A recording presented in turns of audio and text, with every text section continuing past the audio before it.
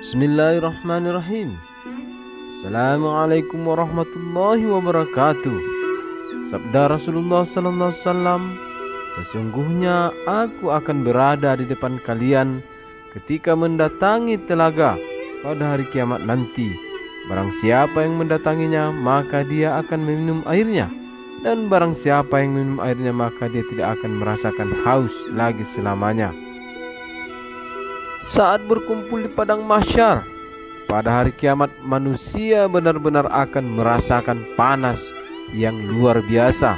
Satu-satunya sumber air yang sangat nikmat saat itu adalah telaga Al-Kautsar.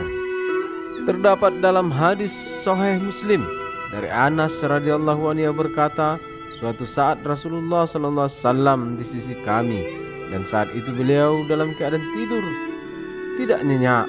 Lantas beliau mengangkat kepala dan tersenyum. Kami pun bertanya, mengapa engkau tertawa wahai Rasulullah?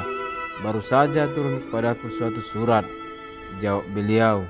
Lalu beliau membaca, Bismillahirrahmanirrahim. Inna a'tainakal kautsar fasholli li rabbika wanhar inna syani'aka huwal abtar. Dengan menyebut nama Allah yang Maha Pengasih lagi Maha Penyayang, sesungguhnya kami telah memberikan kepadamu nikmat yang banyak, maka dirikanlah sholat karena Rabbmu dan berkurbanlah. Sungguhnya orang-orang yang membenci kamu, dialah yang terputus. Surah Al-Kautsar ayat 1-3. Kemudian beliau berkata, tahukah kalian apa itu Al-Kautsar? Allah dan Rasulnya yang lebih mengetahui, jawab kami. Rasulullah sallallahu alaihi wasallam bersabda, Al-Kautsar adalah sungai yang dijanjikan oleh Rabbku Allah Azza wa Jalla. Sungai tersebut memiliki kebaikan yang banyak. Ia adalah telaga yang nanti akan didatangi oleh umatku pada hari kiamat.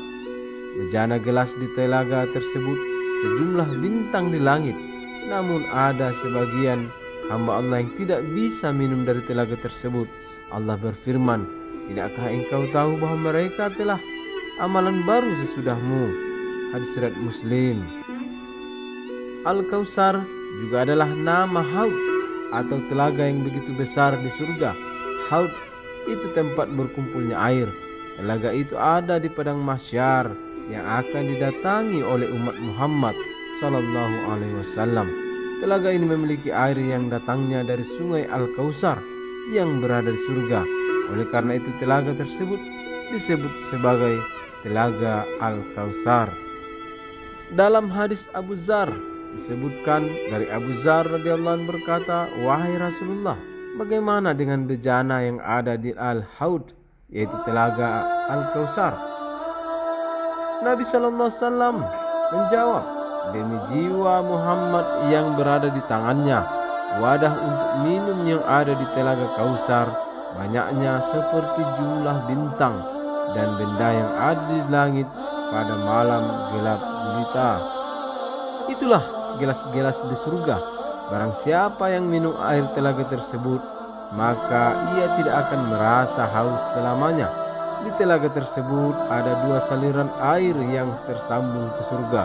Barang siapa yang meminum airnya, maka ia tidak akan merasa haus. Lebarnya sama dengan panjangnya, yaitu seukuran antara Amman dan Aila. Airnya lebih putih daripada susu dan rasanya lebih manis daripada manisnya madu. Hadis riwayat Muslim. Sebagaimana disebutkan oleh Ibnu Hajar, telaga tersebut berada di sisi surga. Sumber air dari telaga tersebut adalah dari sungai yang ada di dalam surga. Demikian dinyatakan oleh Ibnu Hajar dalam Al-Fath. Tentang keberadaan haud atau telaga di hari kiamat telah dijelaskan oleh Nabi sallallahu alaihi wasallam dalam banyak hadis dengan redaksi yang berbeda. Di antaranya, pertama, bahwa semua nabi memiliki haud. Dari Samurah radhiyallahu anhu, Nabi sallallahu alaihi wasallam bersabda, sesungguhnya setiap nabi memiliki haud atau telaga, dan mereka akan saling berlomba siapa di antara mereka yang telaganya paling banyak pengunjungnya. Dan saya berharap aku adalah orang yang telaganya paling banyak pengunjungnya. Alaihi Wasallam menunggu kita di telaga. Dari Sahal bin Sa'ad radhiyallahu anhu, Nabi Sallallahu Alaihi Wasallam bersabda, saya menunggu kalian di telaga. Siapa yang mendatangiku, dia akan meminum airnya, dan siapa yang minum airnya tidak akan haus selamanya. Hadis riwayat Bukhari. Ketiga, ada yang disesatkan sehingga tidak bisa mendekat ke telaga. Dari Ibnu Mas'ud radhiyallahu anhu, Nabi Sallallahu Alaihi Wasallam bersabda, aku menunggu kalian di telaga. Sungguh ditampakkan kepadaku beberapa orang di antara kalian, kemudian dia disimpangkan dariku. Lalu aku mengatakan, ya Rabbi, itu umatku. Kemudian disampaikan kepadaku, kamu tidak tahu apa yang mereka perbuat setelah kamu meninggal. Hadis riwayat Ahmad. Keempat, air telaga bersumber dari surga. Dari Sauban radhiyallahu anhu, Nabi Sallallahu Alaihi Wasallam pernah ditanya tentang lebar telaga. Jawab beliau, dari tempat ini sampai Oman. Lalu beliau ditanya tentang kondisi airnya. Beliau menjawab, lebih putih dari susu, lebih manis dari madu. Ada dua pancuran yang selalu memancar terhubung sampai ke surga. Yang satu dari emas dan yang satu dari perak. Hadis riwayat Muslim. 5. Luas telaga dan gayungnya. Dari Abdullah bin Amr bin As radhiyallahu anhu, Nabi Sallallahu Alaihi Wasallam bersabda, telaga lebarnya sejauh perjalanan sebulan. Airnya lebih putih dari susu, aromanya lebih harum dari kasturi, gayungnya seperti bintang di langit. Hadis riwayat Muslim. Gayungnya disamakan dengan bintang, artinya sama dalam jumlah dan gemerlapnya. Abu Hurairah radhiyallahu anhu bercerita, Nabi Sallallahu Alaihi Wasallam pernah mendatangi kuburan, lalu beliau memberi salam, Assalamualaikum wahai penduduk negeri kaum mukminin, kami insyaallah akan bertemu kalian. Lalu beliau mengatakan, saya ingin bertemu dengan teman-temanku. Bukankah kami ini teman-teman Anda ya Rasulullah? Hanya para sahabat, bukan, kalian sahabatku. Teman-temanku adalah umat Islam yang akan datang setelah masa ini.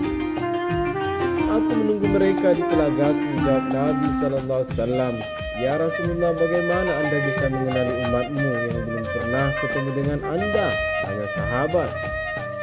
Kemudian Nabi Sallallahu Alaihi Wasallam membuat permisalan, bagaimana menurut kalian jika ada orang memiliki kuda hitam yang ada belang putih di wajah dan kaki-kakinya dan berada di kerumunan kuda yang serba hitam, bukankah dia bisa mengenalinya?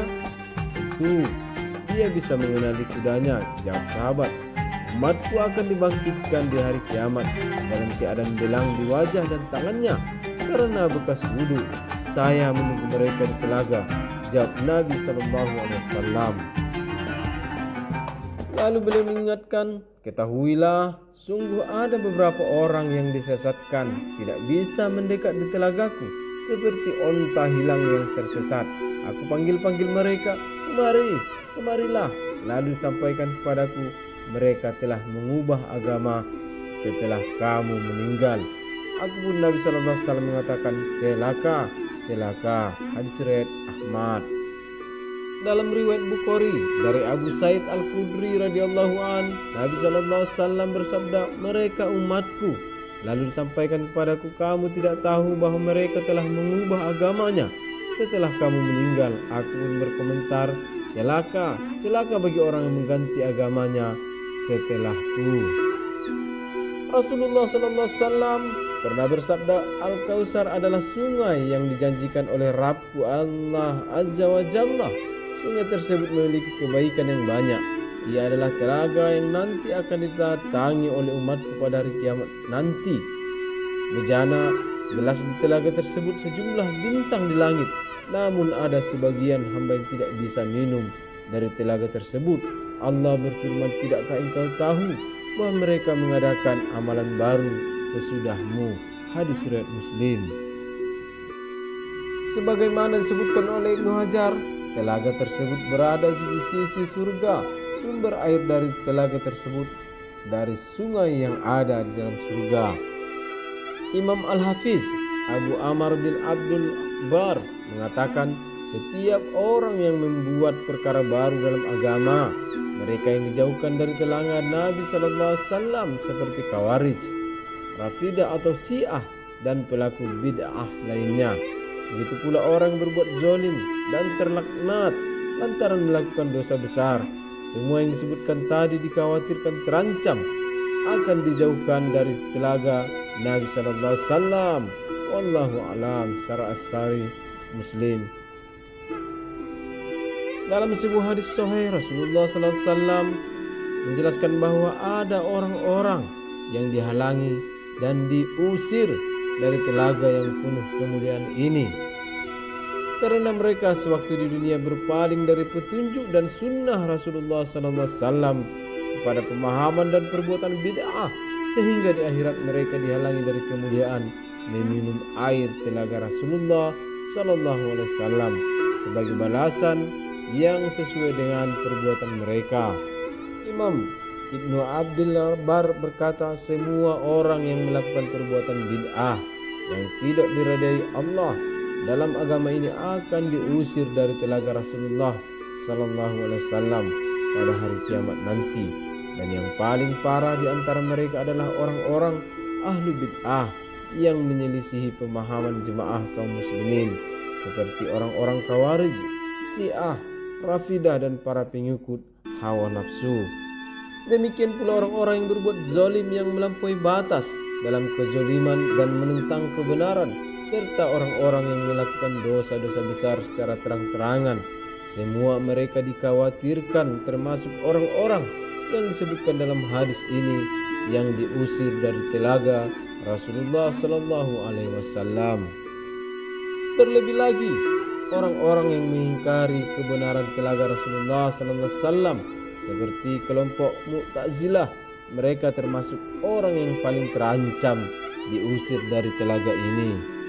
Imam Ibnu Katsir berkata, penjelasan tentang telaga Rasulullah sallallahu alaihi wasallam, semoga Allah memudahkan kita meminum dari telaga tersebut pada hari kiamat yang disebutkan dalam hadis yang telah dikenal dan diriwayatkan dari banyak jalur yang kuat. Meskipun ini tidak disukai oleh orang-orang ahli bid'ah yang bersikeras kepala menolak dan mengingkari keberadaan telaga ini. Kelak akan didatangkan kepadaku beberapa orang dari kalian sehingga aku bermaksud untuk meraih mereka, namun tiba-tiba mereka terhalang dariku. Aku sampaikan, ya Tuhanku, ya Tuhanku, itu sahabatku. Namun Allah berfirman, engkau tidak tahu apa yang mereka ada-adakan sepeninggalmu. Kemudian siapakah orang pertama kali mendatangi telaga Rasulullah SAW? Dikabarkan bahwa umat beliau yang pertama kali mendatanginya adalah orang-orang fakir yang sabar dalam menghadapi kefakirannya. Dalam riwayat Abu Daud, artinya orang-orang yang pertama kali mendatangi telaga untuk menemuiku adalah orang-orang fakir dari kalangan umatku. Selanjutnya, orang yang dijanjikan Rasulullah SAW akan mendapat kesempatan mendatangi telaganya adalah mereka yang gemar memberi makan sampai kenyang kepada orang yang berpuasa di bulan Ramadan. Siapa yang memberi makan orang berbuka di bulan puasa sampai kenyang, maka Allah memberikan dari telagaku sebuah minuman yang seseorang pun tidak akan merasa haus lagi sampai masuk surga. Demikian riwayat Ibnu Khuzaimah dalam sahihnya dari Said bin Al-Musayyib, termasuk golongan yang dijanjikan akan mendatangi telaga Rasulullah SAW pada hari kiamat adalah orang yang senantiasa menjaga lisannya kecuali untuk perkara-perkara yang sepatutnya, sebagaimana dalam salah satu hadis yang dikutip Al-Ghazali dalam kitab Mukasyafatul Qulub. Artinya, ingatlah siapa saja yang ingin mendatangi telaganya, maka tahanlah lisan dan tangannya kecuali demi perkara yang selayaknya. Demikianlah gambaran telaga Rasulullah SAW dan orang-orang yang akan mendatanginya dan orang-orang yang terusir. Semoga kita termasuk golongan orang yang mendatanginya dan berjumpa dengan Rasulullah SAW. Wallahu a'lam bissawab. Assalamualaikum warahmatullahi wabarakatuh.